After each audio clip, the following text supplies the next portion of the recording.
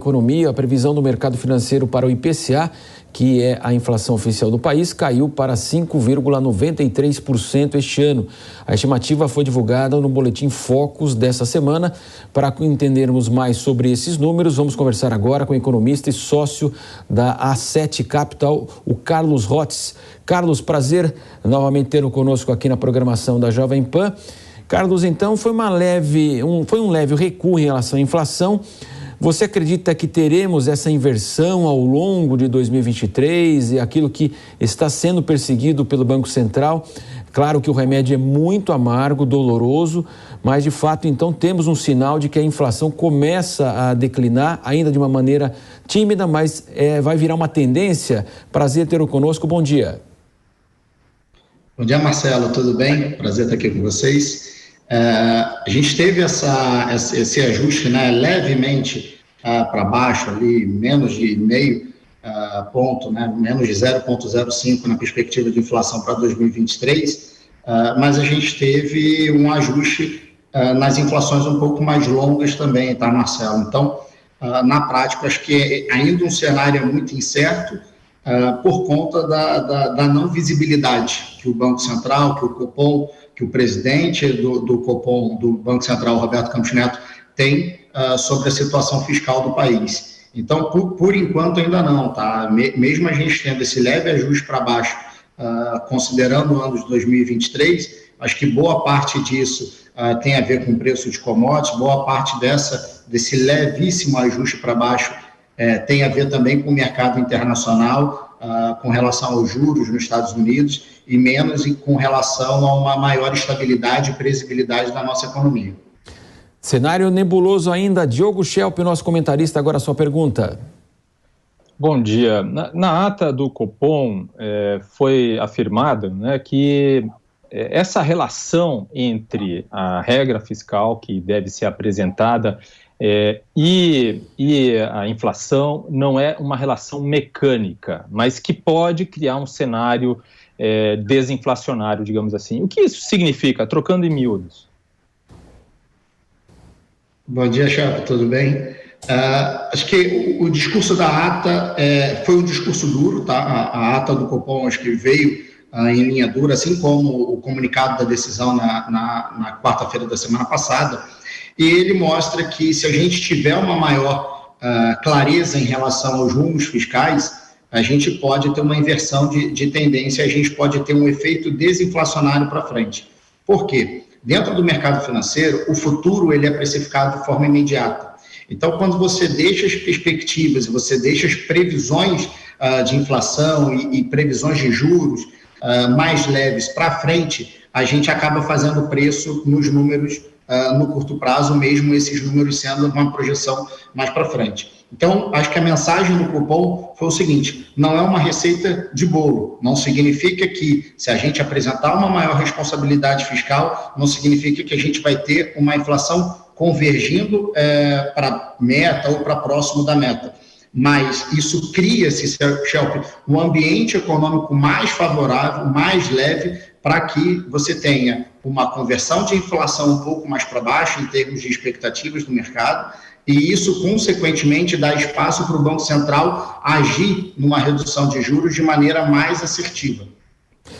Exato, né, Carlos? Porque, como o Schelp chamou atenção, entre aspas lá, né, o Copom disse o seguinte: uma regra fiscal sólida e crível pode ajudar nesse processo, e a gente tem repetido semana após semana, e fica claro a expectativa. Então, o presidente não viajou, o Haddad também permaneceu no Brasil, da apresentação dessa regra fiscal, né, do seu encaminhamento, que vai determinar essa possível tendência, não vai ser para amanhã também, mas futura ao longo de 2023, das ações do governo, entre aquilo que o governo fala e aquilo que ele de fato vai executar. Perfeito. Acho que o pior cenário para o mercado financeiro é você estar num quarto totalmente escuro. Por mais que você não tenha, talvez, a clareza ideal, e isso que o Campos Neto tem trazido, né?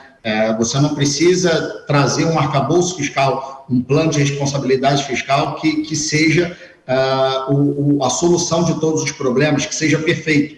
Mas você dá alguma previsibilidade para o mercado, não é positivo, é necessário, é extremamente necessário para a continuação das expectativas econômicas. Então, por mais que você hoje esteja no mercado, né, num quarto extremamente escuro e que você não tem aquela iluminação perfeita, só o fato de você acender um abajur, você acender uma lâmpada no cantinho, já é melhor do que o brilho total. Essa é a cobrança que o Banco Central, é a cobrança que o Copom tem feito ao governo. Vale lembrar que a gente teve a decisão na semana passada, né? A reunião do Copom começa sempre numa terça-feira e a decisão é divulgada na quarta, mas a expectativa de todo o mercado e a própria expectativa do ministro da Fazenda, Haddad, era que o arcabouço fiscal fosse validado pelo presidente Lula e apresentado ao mercado até na segunda-feira.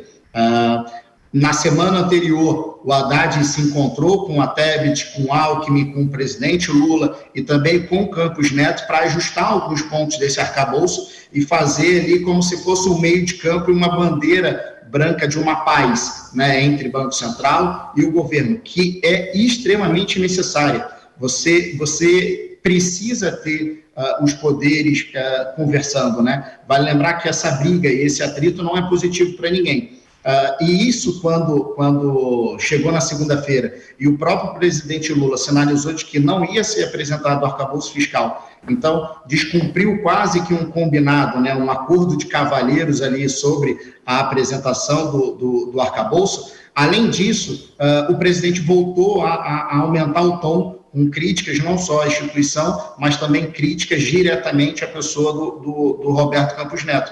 Então, a gente precisa lembrar que, seja do lado do Banco Central, seja do lado do governo, a gente precisa ter um relacionamento institucional, ou seja, a gente precisa voltar a conversar de forma institucional. E é isso que não está acontecendo. Então, acredito que esse tom um pouco mais forte da ata em si, da decisão na semana passada, é para virar o governo e falar assim, olha, a gente precisa de qualquer sinalização, que não seja uma sinalização ideal, mas a gente precisa de alguma sinalização.